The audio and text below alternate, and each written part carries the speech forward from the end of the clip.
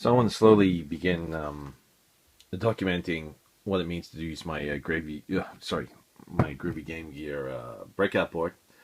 This is what a master arm panel looks like. I think it's called the AHCP, hardened arming panel. At the moment, it just uses the screw terminal Groovy Game Gear, and I'm gonna take this apart and show you what it looks like to use the screw terminal, and then what it's going to look like to use my Groovy Game Gear Breakout PCB that I designed and had manufactured by Fritzing.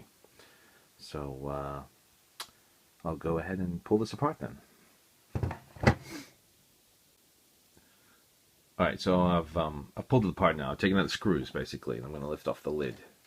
And what you're going to be able to see is basically a mess of wires. Okay, I could have done a better job of sort of tidying this up, although I have used some plastic ties here.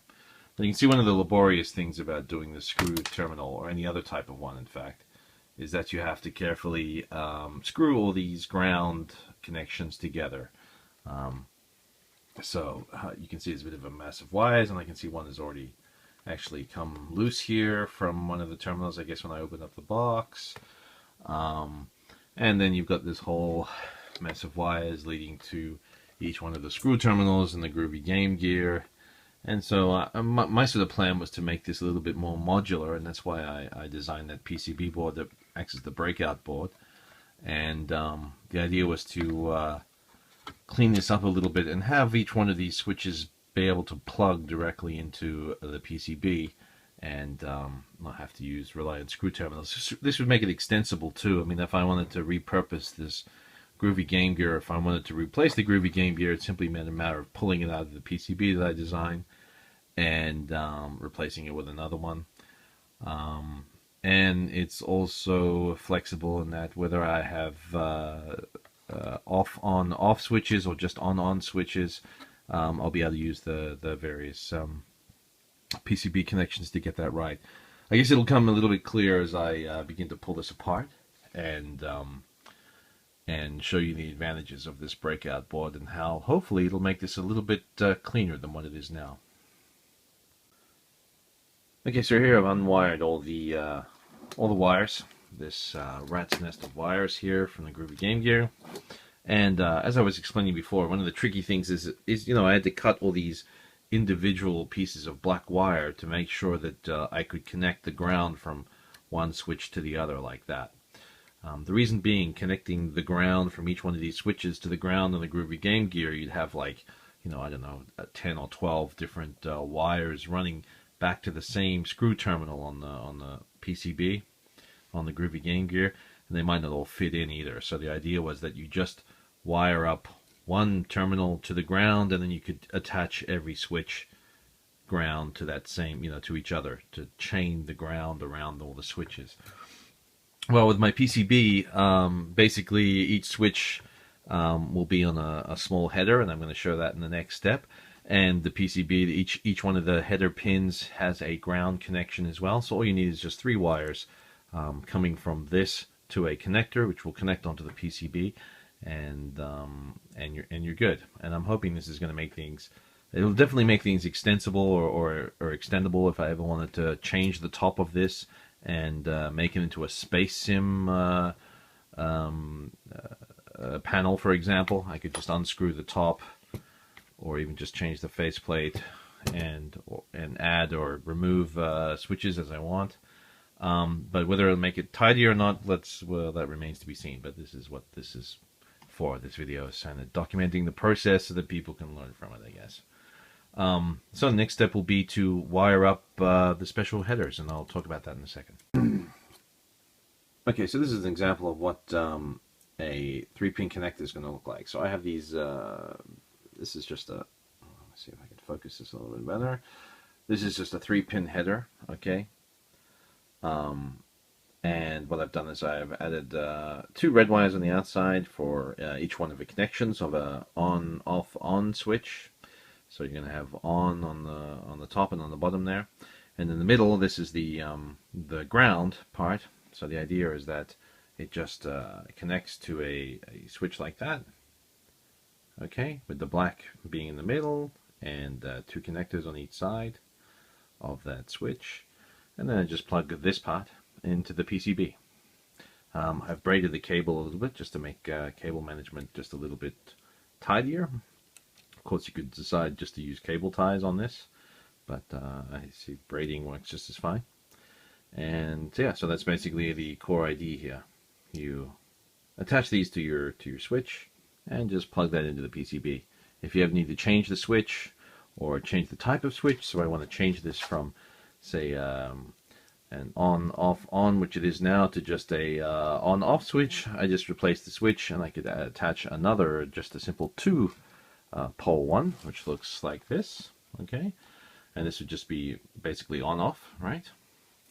I could simply do that and just plug it back into the board. So that's the idea, with a combination of 3-pin headers, 3-pin headers for on-off-on switches, and 2-pin headers for just on-off switches. You're done. You're perfect. So this is what a wired switch looks like with the new connector on it, 3-pin connector, and I'm going to plug it into the Groovy Game Gear Breakout board. So here's the board that I've designed. Really, it's just a way to separate out the headers nicely. You can see what I did is I ended up taking soldering some pins onto the Groovy Game Gear. This was a headerless board, so a board that didn't have screw connectors in it already. I have two Groovy Game Gears, one with a screw terminal and one that was headerless like this. And it just plugs into basically pins, female pins that I soldered onto the board. There's a power header here, so if you want to connect in an Arduino and power that up, you could use that. And over here is the resistor, and this is for the LED for the top of the box. So rather than soldering the LED to one of the pins of the LED, rather than soldering a resistor to the pin of the LED, I now have this convenient thing. So the LED will be able to be just plugged in using one of these connectors as well. I'm happy to say that I tested this last night. It works, and now it's simply a matter of, if you want to connect a joystick, you just can plug it in like this. And now you can see that the V and X connectors on this Groovy Game Gear will now respond to either a flick up or a flick down. And the middle is off. This is an on, off, on switch. So yes, what I haven't done is, you can see there's these holes here for other headers. What I have to do is solder these in. And if you have a three connection switch, such as this one, you would plug it in horizontally like this. But if you had just a series of on-off switches, which only require a 2 connector, you could access V and X by plugging it in this way, so vertically. That one for V and this one for X. But this would have to be a 2-pin header. These are connected to ground, actually the same as the middle pin in this header. And I'm hoping that this makes it all more convenient and easier to wire up a Groovy Game Gear. Look, in retrospect, I'm going to put the plans for this are up in the Eagle forums. And to be honest, the spacing between these two pins I didn't get exactly right. I had to sort of force this in a little bit. I would just use these plans as a basis of making your own PCB if you wanted to make your own breakout board. I had this one manufactured, and because of the surface area of the board, it's quite large. It wasn't cheap. It was about $50 to manufacture. So that on top of a Groovy Game Gear board itself brings the total package so far to $80, which is not very economical. But if you can make your own PCBs and you do that as a hobby, or you don't mind the expense for the convenience of having something easily accessible and modular like this, then you might want to consider making it. But this was more or less an experiment in PCB design, but also in trying to make the inside of a panel a little bit more modular and cleaner. I guess another step would be to totally design my own sort of Groovy Game Gear or USB controller from scratch, which I think might be my next sort of major project, to see what happens there. So there you have it, Groovy Game Gear connector. I might post another video after I've reassembled the entire panel, just to show what it looks like on the inside with all these twisted 3 connector wires there. See whether it looks cleaner and easier to maintain. But for the time being, here, this has been my video about the Groovy Game Gear Breakout board that I designed and had manufactured. If you have any questions, just post them in the forum thread. Thanks very much.